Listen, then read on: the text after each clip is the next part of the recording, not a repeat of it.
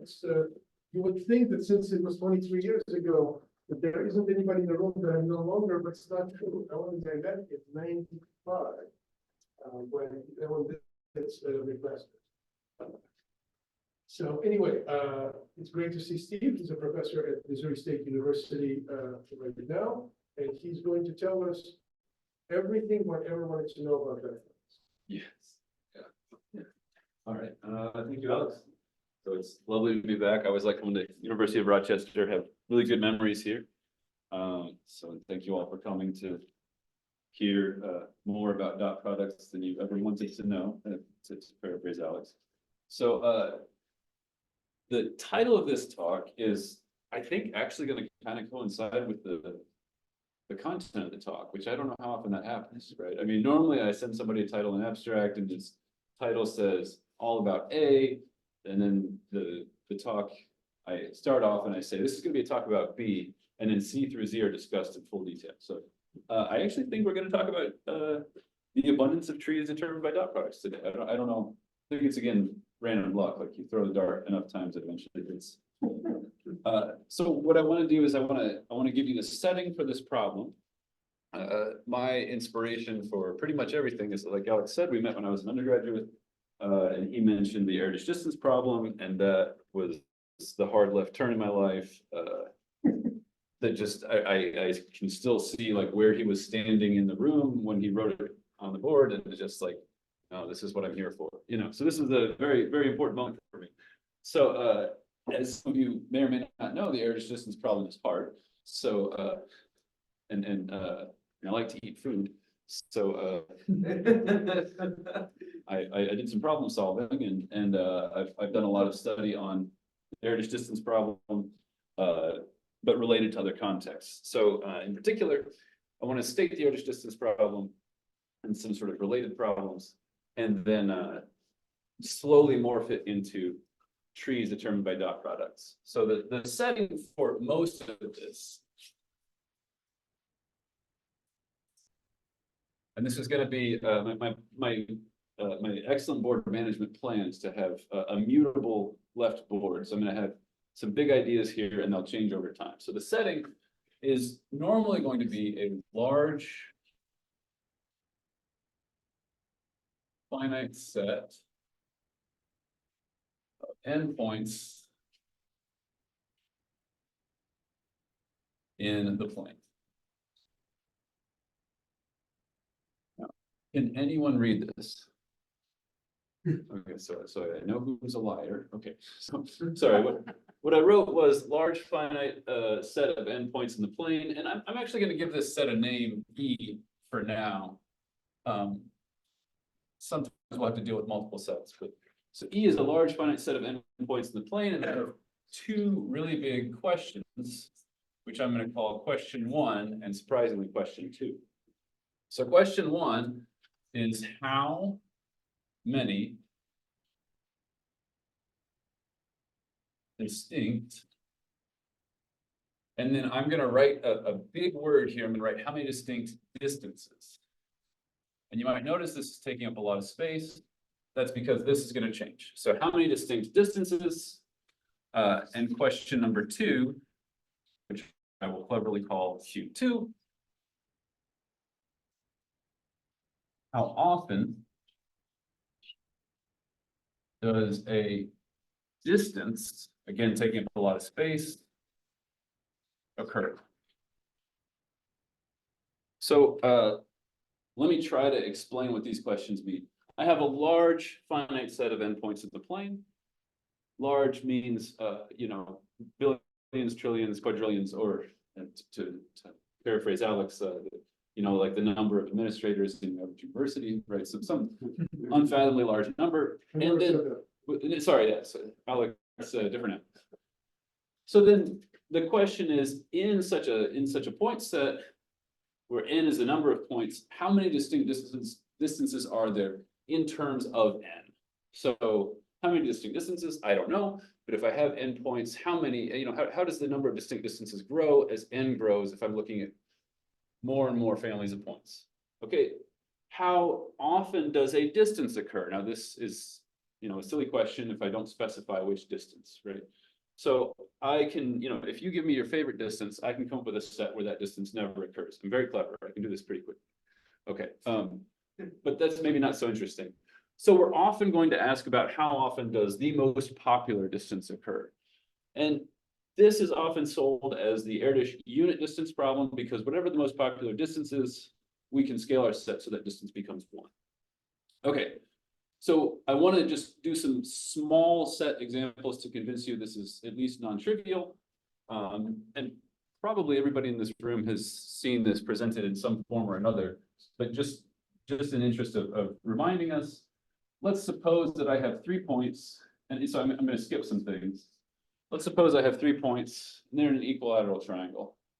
Well, there's only one distance represented here, measured between pairs of points. Now you might say, well, Steve, what about the 0 distance when I measure the distance from a point to itself? Sure, fine, whatever. Let's, that's something that I don't care about. Sometimes 0 distances matter for this, that they're not going to matter. But now, no matter where I put a 4th point, I'm going to have more distances appear. And you might say, well, what if we started with a different arrangement besides an equilateral triangle? You can convince yourself this is essentially forced. And why is this essentially forced? If I fix a point, where are distances constant? Distances are constant along circles, right? So if I just draw a point, fix a circle around it, then I've got to put other points somewhere on that circle, and eventually we end up with this. Okay. You might be saying, but Steve, what if I put the point out here? Again, we're currently working in the plane. Higher dimensional problems are interesting, but that's not the focus of today's talk. I will mention some higher dimensional stuff later, but then next, how often does a distance occur? Like we just saw here, if I add a 4th point anywhere, my favorite distance doesn't occur everywhere.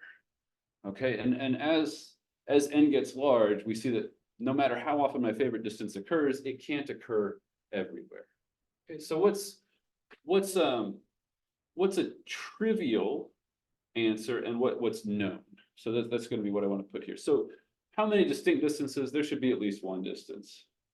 What is the conjecture? And what's known is that there are at least, and this is an asymptotic. So when I put a squiggle here, I mean I'm potentially burying multiplicative constants. There are at least n over log n distinct distances, and this is due to Guth and Katz in 2010. Oh, sorry? Well, I was almost arrested in the Buffalo airport in 2001. it was December 2010. You was? Yeah. Yeah. Because I was at a Campbell Corpse concert in Buffalo. It was still December. But it was right before 2001. Yeah. At least that was the primordial preprint that you sent. No, it was all there. Yeah. But so this satisfies Erdős's conjecture, which was n to the 1 minus epsilon for any epsilon positive. That is, if I have n points, I've got roughly n distinct distances. Okay. How often does a distance occur? Particular distance can occur no more. I didn't say what's trivial. Well, yeah, maybe a distance never occurs, but let's forget about that. If I've got the most popular distance, what is the trivial upper bound for how often a distance can occur? I've got n points. So how many pairs of points do I have? Yeah, n choose 2, which equals n squared in my world, right? I'm allergic to constants. So there are n squared pairs of points, which means the trivial upper bound here is n squared. Now, Spencer, Semerity, and Trotter proved an upper bound of n to the 4/3 here, meaning no distance can occur more often than n to the 4/3 times. This was, so the question was posed, and as far as we can tell, 1946. This paper was written was published in 1984, who knows what's written, but it's based on Semerity and Trotter's paper from 1983, which is point line incidences. This is, like, as we discussed, distances are constant on circles, so this comes from point circle incidences. So how often does a particular distance occur? No more than n to the 4/3, but Erdős conjectured no more than about n. So this conjecture is not yet resolved. This is what I think about every day. And I've made zero progress in whenever this was, nearly 20 years ago at this point. Well, you're not everybody else. Yeah. I'm not special. Just- okay, so so far, I have not said anything about dot products. I've not said anything about trees. So I want to slowly transition us into dot products. And then I want to transition us into trees and say what I mean by trees. So we said that distances are constant on circles. So if I have a point, the set of points which are a constant distance to that point is a circle. Now, if instead of dot products, if instead of distances, I wanted to talk about dot products.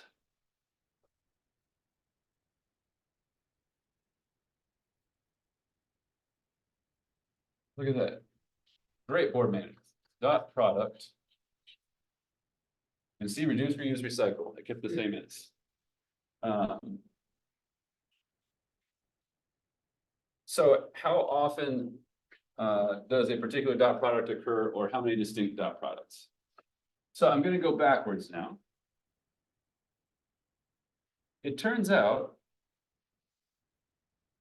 that by using Semeradian-Trotter, the precursor to Spencer-Semeradian-Trotter, so the same paper I mentioned here, same ideas, but the earlier paper gives you an upper bound of n to the 4/3. So that is to say, if I have a large finite set of endpoints in the plane, no dot product can occur more than n to the 4/3 times. How does this happen? This is an incidence theorem due to Semeradian-Trotter of points and lines. That is, it measures how often is there a pair PL where the point P is on the line L. Why would we do that? Well, because if distances are constant on circles, dot products are constant along lines. So if I look at this point, all the points that give a fixed dot product to this point are on a very particular line. So this point is on some radial line, then all the points of a constant dot product are on some line that is, what's the word? Orthogonal, perpendicular to that original line. Okay, this is for non-zero dot products and for points that are not the origin. Remember earlier where I fussed about zero and I said we're going to ignore zero? We're going to continue to ignore zero here because the zero dot product does some very peculiar things. It's very interesting. I just don't want to talk about it today. Okay, so how often does a particular dot product occur? No more than n to the 4/3. But you see I wrote a double squiggle here, which means this is actually an upper and a lower bound. This is tight. We can construct a set of endpoints that has n to the 4/3 occurrences times some constant, constant times n to the 4/3 occurrences of my favorite dot product. Okay, there's an explicit construction that I'll at least mention later that achieves this because we're going to use this later on in the talk. Okay, now let's go back to how many pairs of points there are. Remember, we said it was exactly n squared with constant 1.000. Okay, so there are roughly n squared pairs of points, which means how many distinct dot products are there? Well, just by knowing this and pigeonholing, I get the number of distinct dot products is at least n to the 2/3. How do I do that? Well, there are n squared pairs of points. No dot product can occur more often than n to the 4/3 times, which means there must be at least n to 2/3 distinct dot products. Right? It's backwards because instead of counting the number of pigeons in a hole, we're counting how many holes there are because we know how many pigeons are in them. So this is, I don't want to say trivial, but this is so straightforward, it's not quite publishable. And when I was here in 2010, I was trying to push this to n to the 2/3 plus something positive. And as I was just recounting to Qui earlier, it took 12 years, but a couple of years ago, we got the very braggable concrete improvement of n to the 2/3 plus 1/2739. And how do I remember this very important number? Because I looked it up and wrote it down right before the talk. In fact, if you look at our paper, we actually stated the theorem with a different number because the proof is easier. And then just there's a remark in the paper that gives the tighter bound because there's a bunch of arithmetic chasing. The point is you get a concrete improvement. How do we get a concrete improvement? We assume that n to the 2/3 is sharp, derive a contradiction, and manage to claw back a small quantitative gain. This was with Oliver Roche-Newton and Brandon Hansen. Very proud of this result, one of the sort of lifetime crowning achievement things. you know, I worked on it, and then they found the final way through the arithmetic abstraction. Anyways, what do we notice? In the case of distances, this was solved and this was not solved. In the case of dot products, this is solved and this is not solved. They're related problems, but they're not the same thing. I could go on, but I kind of want to leave it here unless there are further questions about this. Do you at least understand? You know, distances are hard, dot products are interesting. Let's put these together. Okay, so now what I want to do is I want to change this yet again by talking about tree. Yeah, what's up? I'm wondering about the judges question.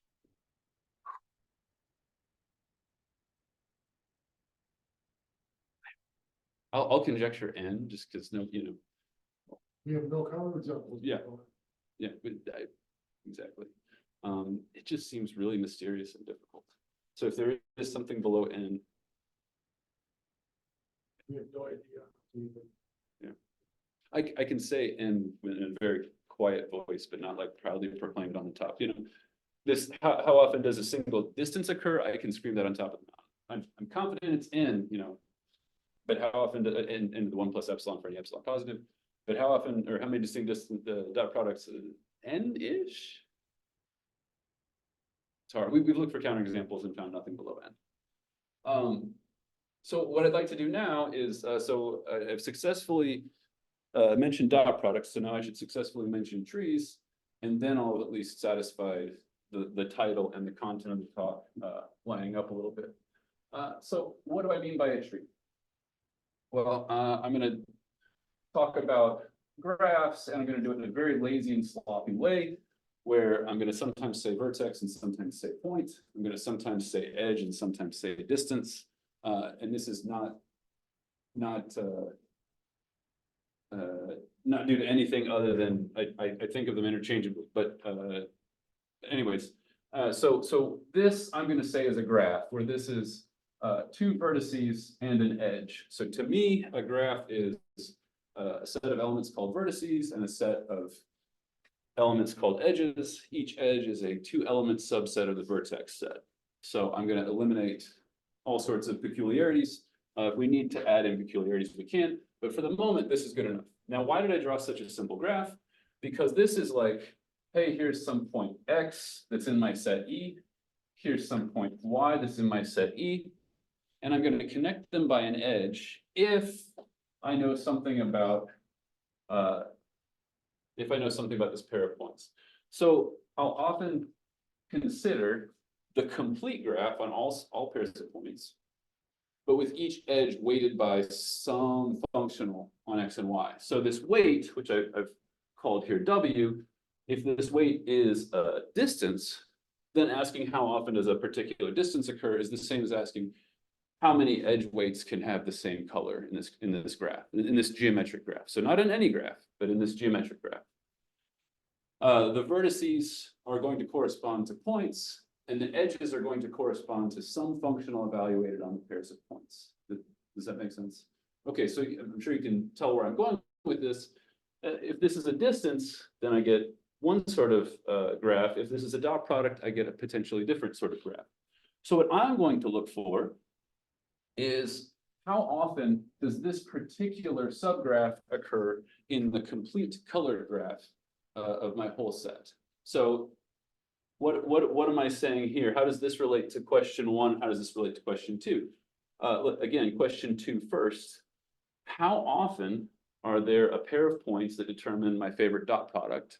Is the same as saying, if I look at the complete graph whose edges are colored by dot product, then I'm asking how often are there edges with the color W corresponding to a unit dot product? Okay, so under any set of points, I can construct a geometric graph and I can ask a question of that graph. Now, distinct dot products.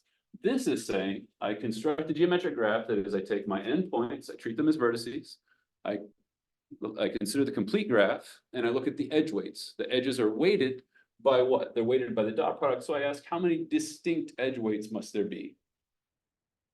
Okay, so do we see the connection between it's the same questions, I'm just throwing in some graph theoretical language.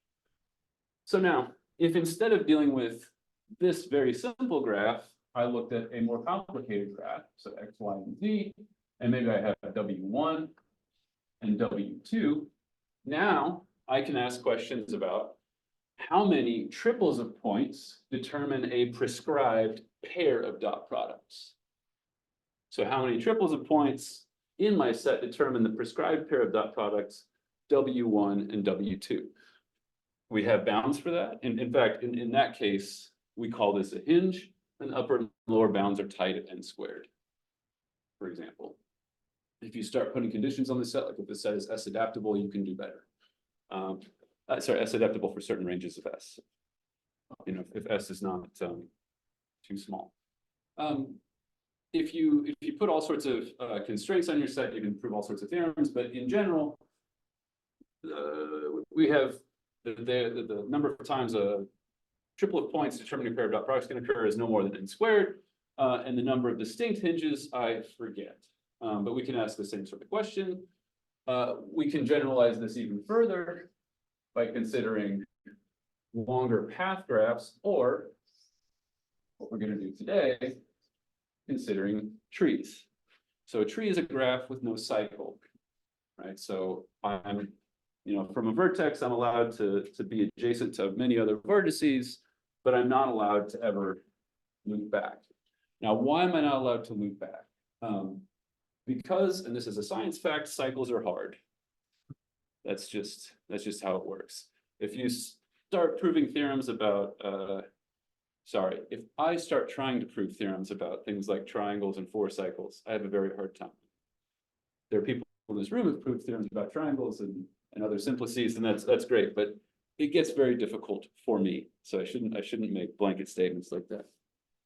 So what is the point? Well, if we use some of the basic technology from distinct dot products and single dot products, we can prove some nice theorems about how often do particular trees occur. And in this case, I'm going to give you lower bounds and how many different trees can occur. Yeah.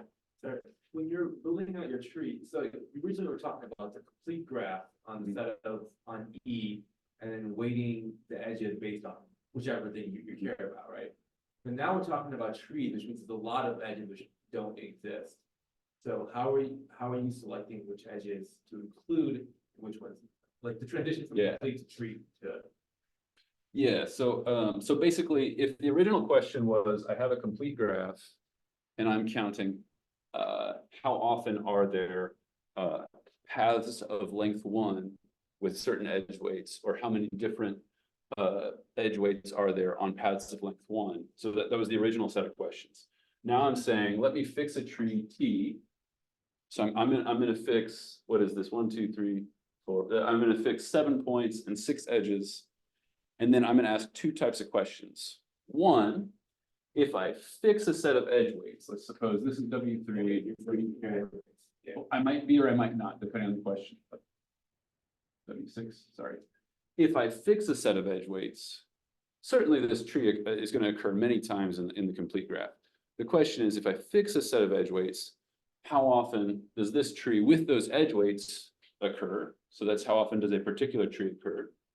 And if I'm asking for how many distinct trees, what I'm saying is I've fixed the graph, and now I'm asking how many different sets of edge weights occur in isomorphic induced copies of that graph. Okay. Thank you for asking the question. I don't think I made that connection clear. But just to reiterate, I'm interested in trees because there are unique challenges and opportunities proposed by cycles. So if I start studying cycles, things get very interesting. You have more information, but the problems are very different. Moreover, if I want to see, particularly for an upper bound, if I want to know how often some general graph occurs, I can give you a bound based on its spanning tree. So if I have a more complicated general graph, maybe there's a better upper bound for it, but I can at least give you something non-trivial by looking at its spanning tree. Okay, so let's see here. Oh yeah, one other thing I want to say. if you're in particular restricting to path graphs. But I should mention this, so a graph which is, just either points are connected to, so vertices are connected to either one or two neighbors. A lot of work has been done on chains in a lot of different settings. It's very interesting. But we're going to do something a little bit more general than chains. So this is a very natural question to ask. I'm not trying to slide it. It's just that's not what we're focusing on today. So what I would like to do in the time that remains, I'd like to sketch a couple of quick proofs. This is work with, who all was on this one? This is work with some undergraduates at Missouri State. This would have been Aaron Autry, Slade Gunter, and Chris Householder.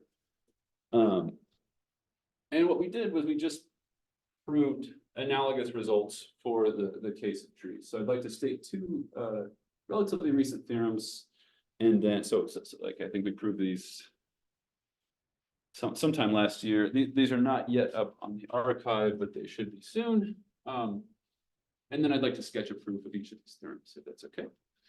So again, the settings are how many distinct dot product trees, and how often does a dot product tree occur? And so we're going to have some different answers. Which again, these are kind of different questions depending on whether I'm fixing the weights. In this case, I'm fixing the weights. Here, the weights, I'm trying to show that there are many different sets of weights. How many does a dot product tree occur? Okay. So let me sketch a proof, and then I guess I should state a theorem, then sketch a proof of the theorem. I don't want to go through the nitty-gritty of it, but I want to show you how this theorem works. And then, of course, because I mentioned this to Alex, he's come up with a scheme for probably removing an icky hypothesis in the theorem. So I want to state the theorem with the hypothesis, tell you superficially where the hypothesis comes from, and then just to show you where my method fails. But Alex thinks he's got a way around it, and it seems very plausible. So theorem one, let's suppose, so again, E is a large finite set of endpoints in the plane. Suppose all radial lines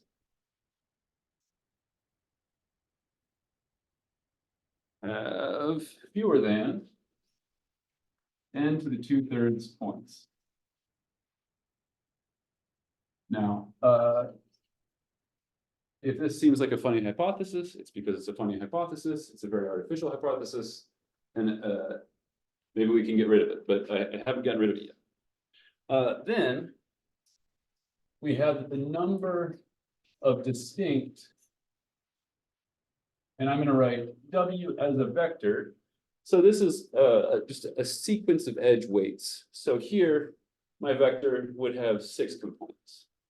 So the number of distinct edge weights on a tree with K edges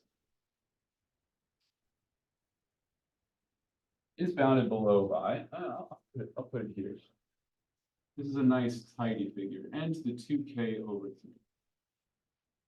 Okay, let me read this theorem to you, and let's make sure that it squares with our understanding of reality thus far.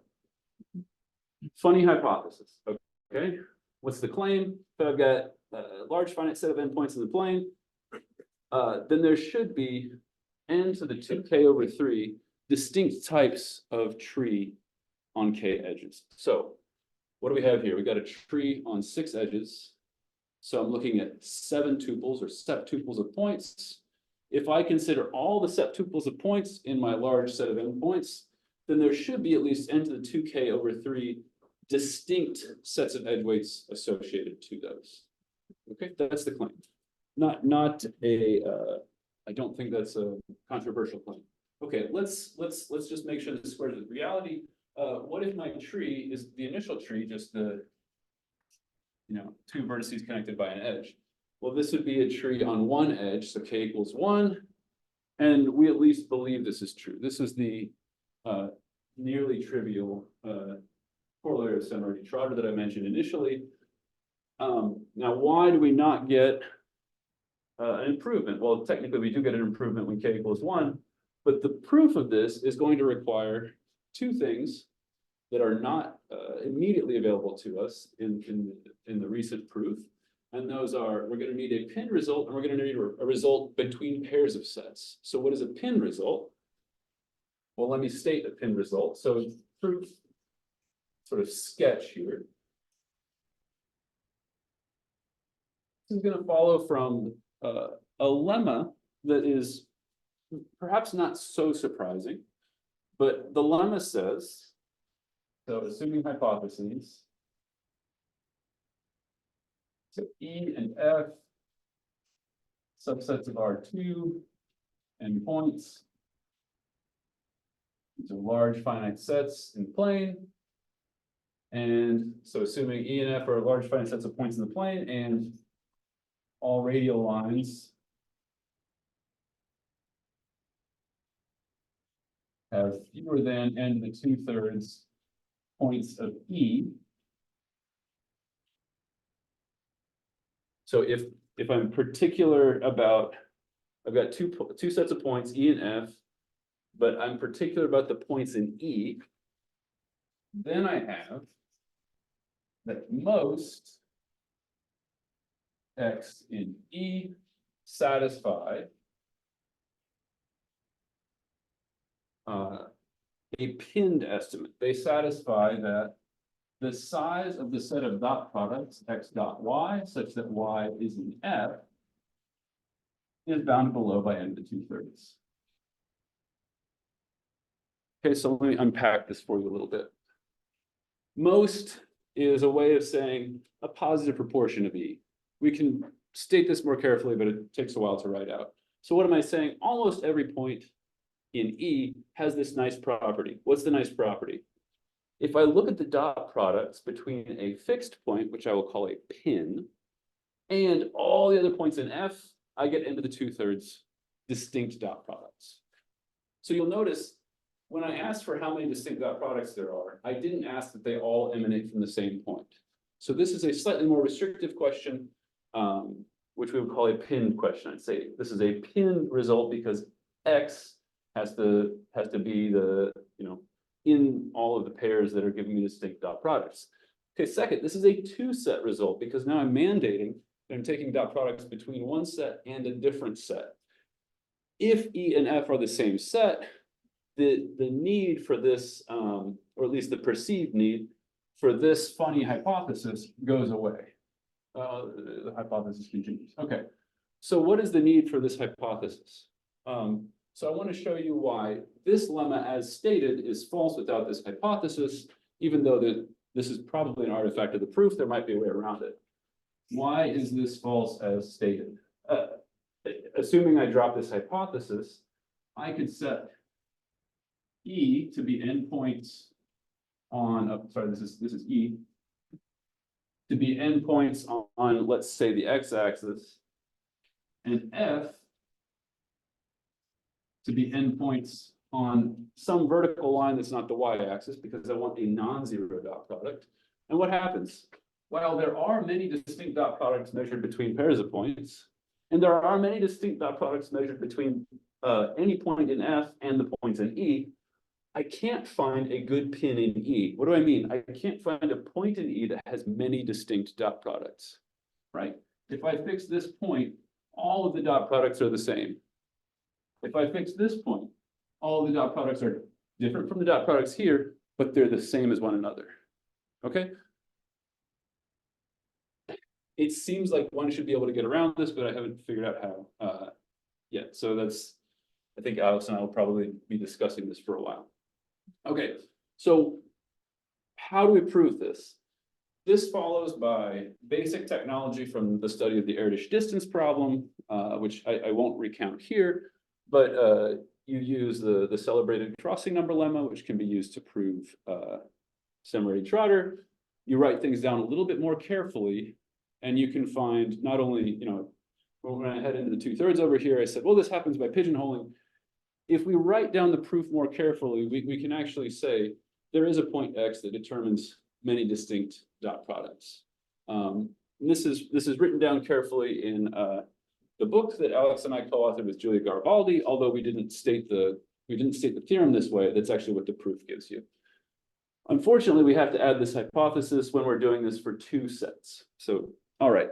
So then how do you prove this theorem from here? We're going to follow a graph algorithm / induction scheme that I first saw in a paper due to Crystal Taylor, who came here, and Yumeng O. Although I'm confident that similar ideas have been around. This is I think they did a good job of explaining it. They have a beautiful paper where they applied this in a fractal setting for distances. So let me give you a rough idea of the graph algorithm and then show you how to get this theorem from this lemma, because I think that's interesting. After that, hopefully I have a little bit more time and I can give you some lower bounds on repeated dot product trees. So here's what you do. Suppose you're given, so we're taking that as known. So suppose we're given our tree T, and I fix a vertex B on T.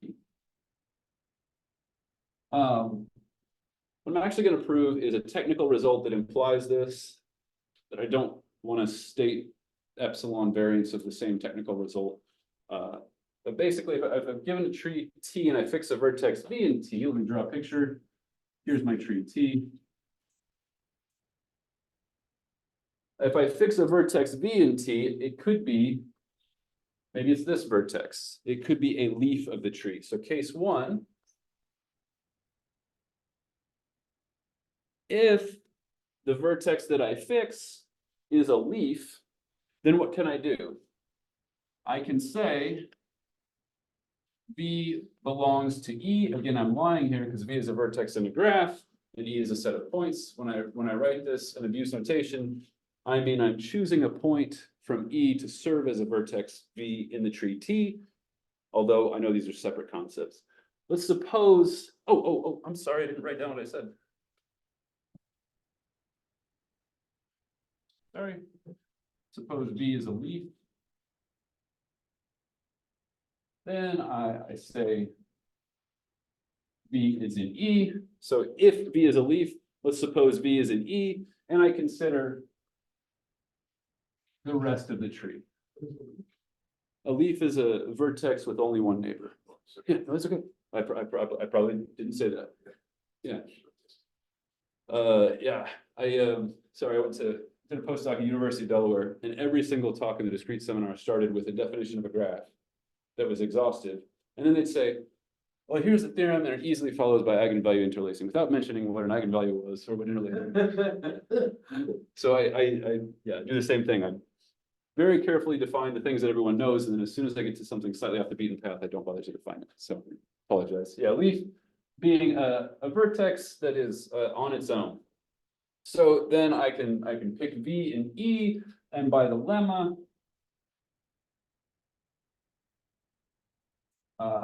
I've got many choices of F, and by induction, we win.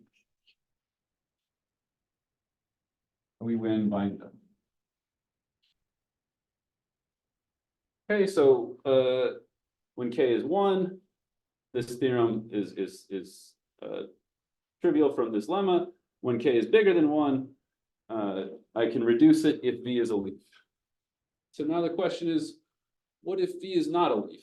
What if V wasn't over here, but V was actually somewhere in the middle, somewhere sort of that I can't just easily subtract one edge off of the tree. So if that's the case, well, yeah. Can you just pick V to be a leaf? So in the statement, like here, again, I brushed this under the rug. I said there's actually a technical statement that will imply this, and I don't get to pick V in the technical statement. Okay. But I said I'm going to brush this under the rug as a technical statement, which is this with more hypotheses and more a stronger conclusion. But the meat like sort of the big ideas are this. So if the vertex is a leaf, the induction scheme is, I think, pretty straightforward. What if V is not a leaf? So case 2. V not a leaf. Well, in this case, it's also quite nice. Let's suppose that sort of the head of my graph is V.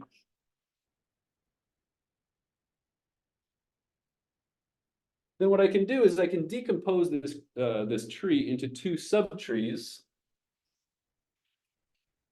that both contain the vertex V, but are otherwise disjoint.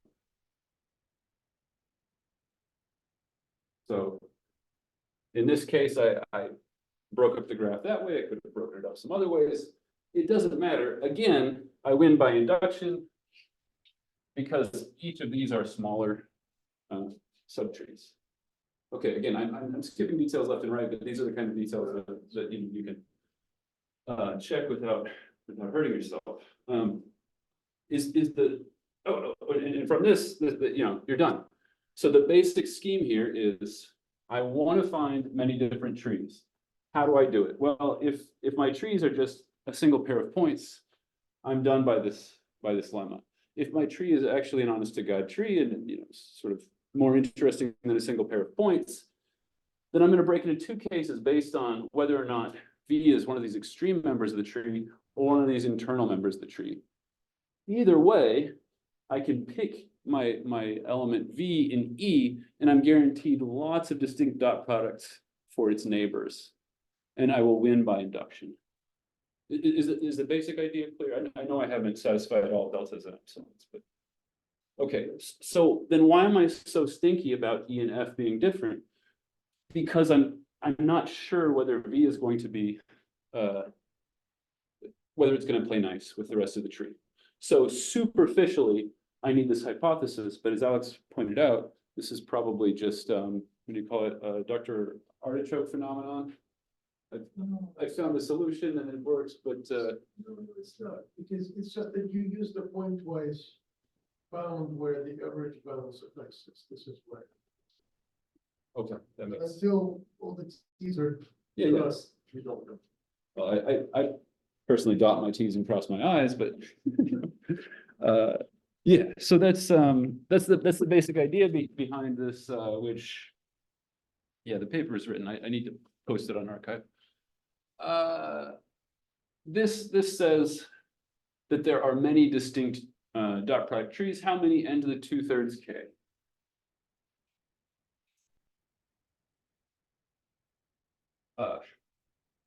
Questions about this so far? Right. In the time remaining, I'd like to give a funny answer to question 2. So not a resolution, but give some information about question 2, which is I want to give you some lower bounds. So I want to show that there exists a large finite set of points that exhibit many copies of a particular type of tree. So if you give me a tree, I'm going to come up with a set that has many copies of it. Okay? Yeah. A very quick question. So the assumption is all radial lines have n to the 2/3 points, lines to the word, No more than into the 2/3. no more than n to the 2/3. And I assume that the enemy is geometric progressions of them, right? You're not worried about having more than n to the 2/3 points if they're arranged. You're probably right. I'll tell you where it comes from is I'm looking at the multiplicity of the underlying graph. That's And right. the edge multiplicity comes from number of points on a radial line. But maybe there's Well, it's just that if you're taking a dot product on that line, right, since the angle is fixed, you're really just looking at the product set. no, but no, here's the thing. This is why we don't need this if E and F are the same point, because that's looking at points along the same line, dot product between points on the same line. So maybe you're worried about any points. Yes. Okay. I'm afraid of them. That doesn't mean those are the scary ones.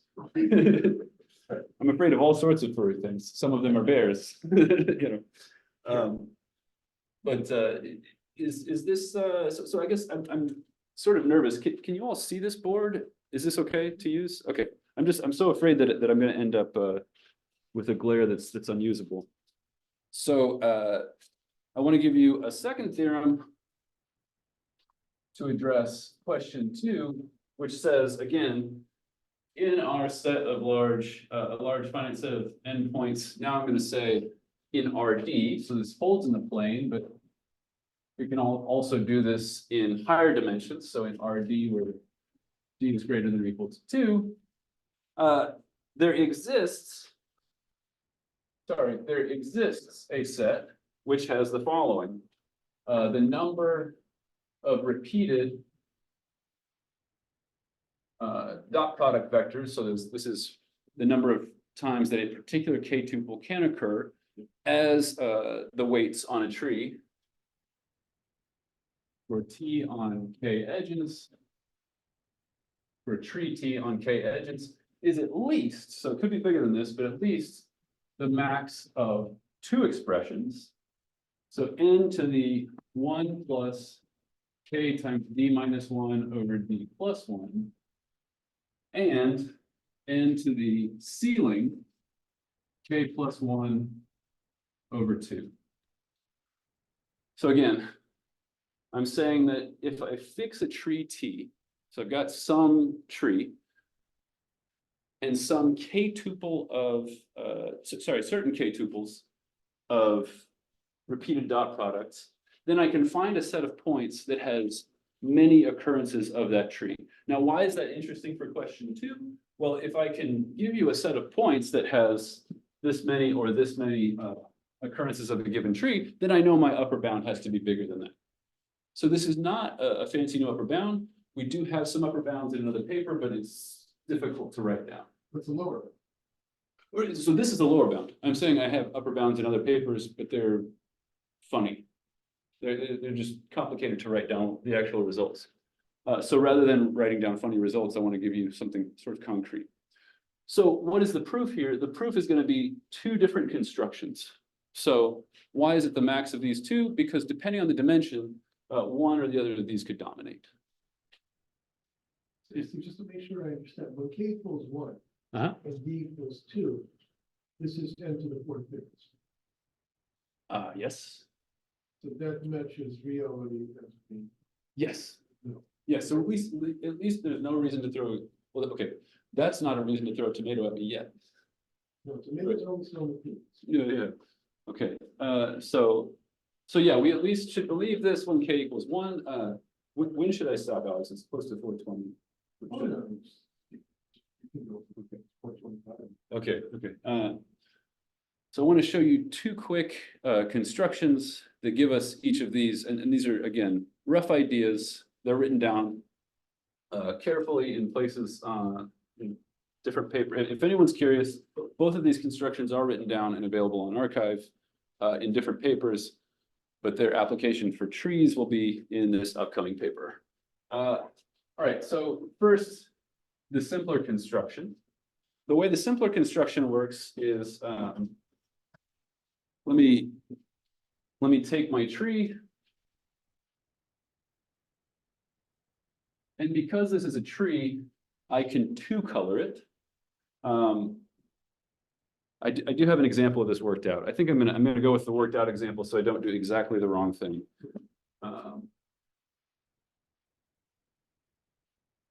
So because this is a tree, I can 2-color it. So I'm going to call these U's, and I'm going to call these V's. Oh, nope, that's not a good 2-coloring. Okay, there we go. Yeah, I can 2-color this.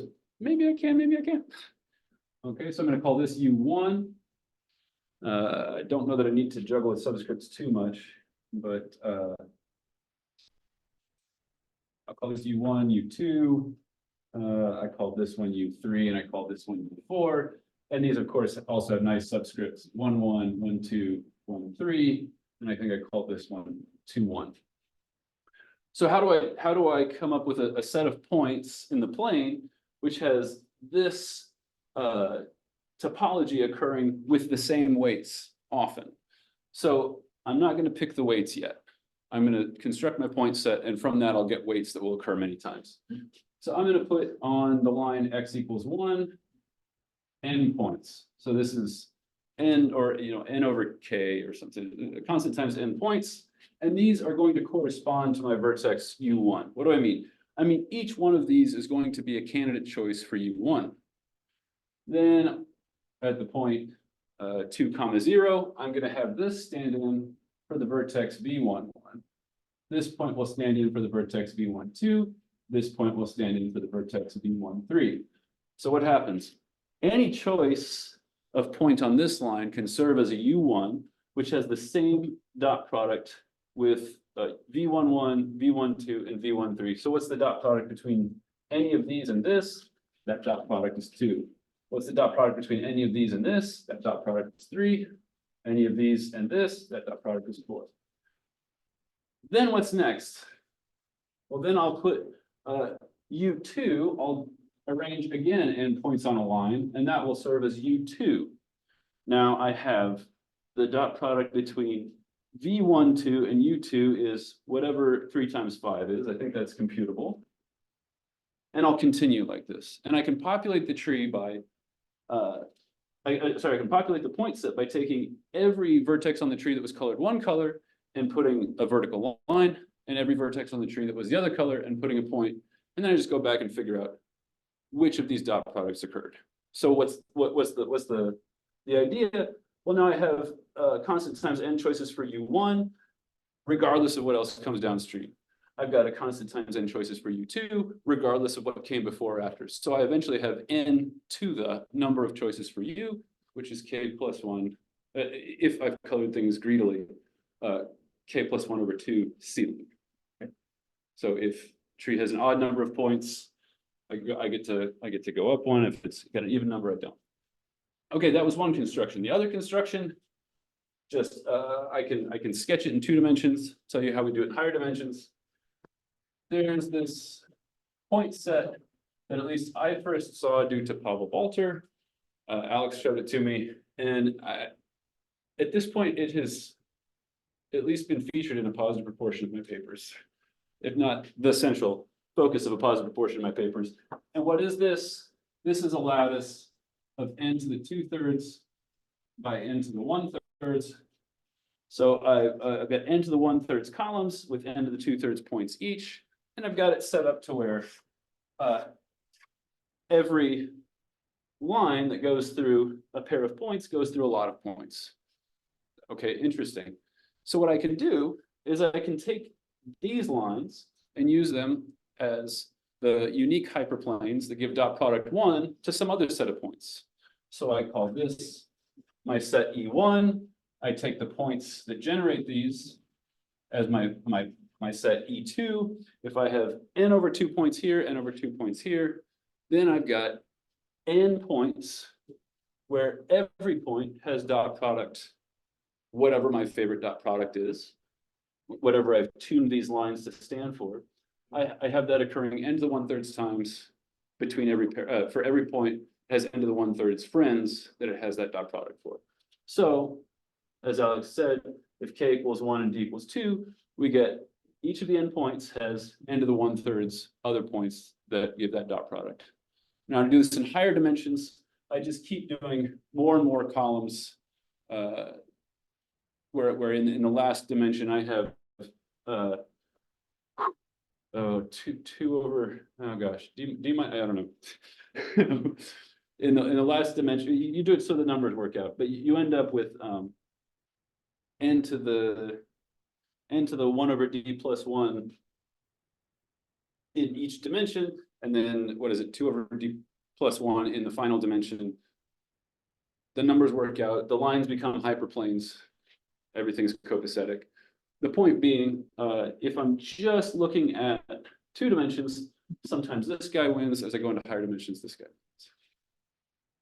wins. By the way, it's not important, but this example is due to Erdős. This is the original example for proving the Zimmermann shutter is sharp. And everybody knew it, but people didn't seem to realize is that if you put parabolas in there, then you get a counterexample to the single distance conjecture. So this is what Walter noticed. Yeah, I learned that later, so I forgot to say. And the day after Monter came up with it for parabolas, everybody claimed that they knew it all along, but it's not true. So this is, yeah, that. What you get here is you can two color your tree. I don't think I don't think I connected the dots. Ha, Right. pun intended. If you two colored your tree, now you choose U's from here, V's from here, and now every U has into the 1/3 V's, every V has into the 1/3 U's. So you get, the appropriate numerology. All right, thank you so much. That's been.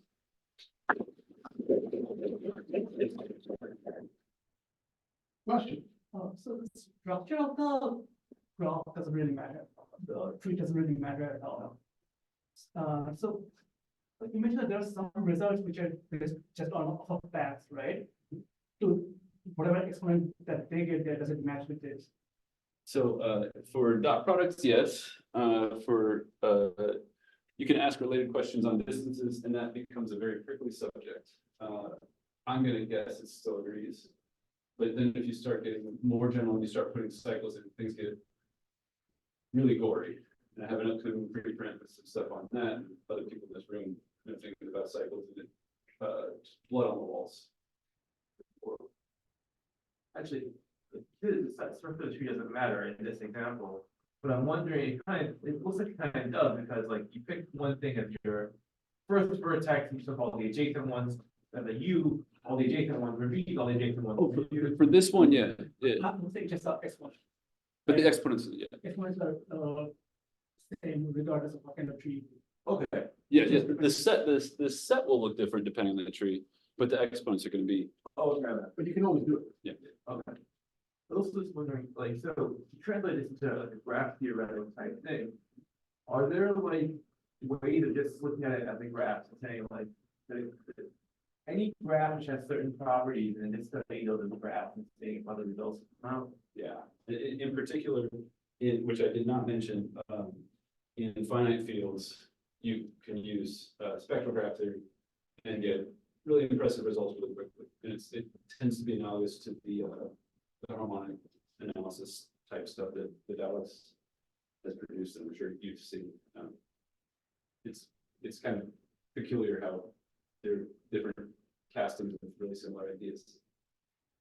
Right, it's a bit different, but inductive structure is certainly analogous to a recent paper by Ellen, which is here in Crystal and I, where we built a universal mechanism for building trees in graphs defined by particular relation. And it works whether it's a dot product, distance, or anything else which lends itself to constructing an operator that gains derivatives in some order spaces. And it doesn't apply to this because this is the discrete setting, so different approaches than what was required. But as Steve said, it's remarkable how connected all these things are.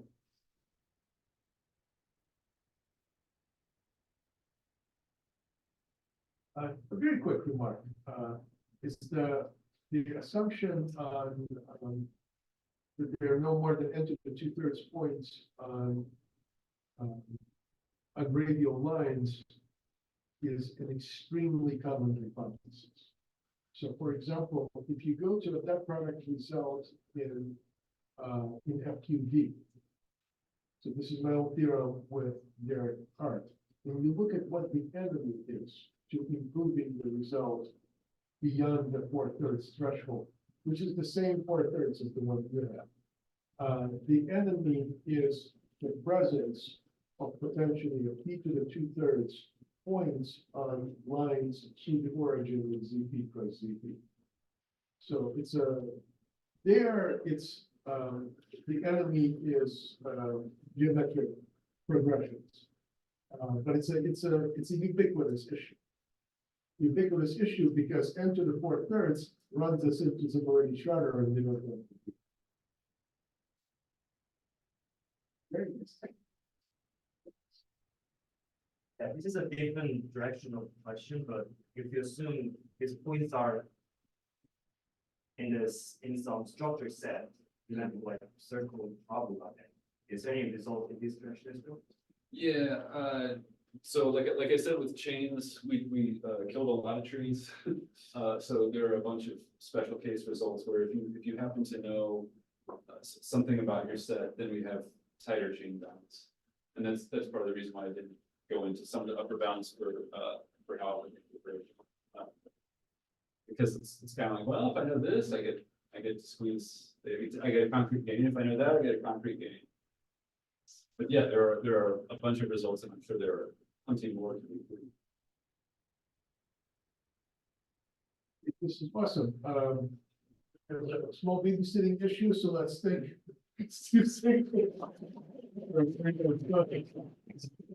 Because we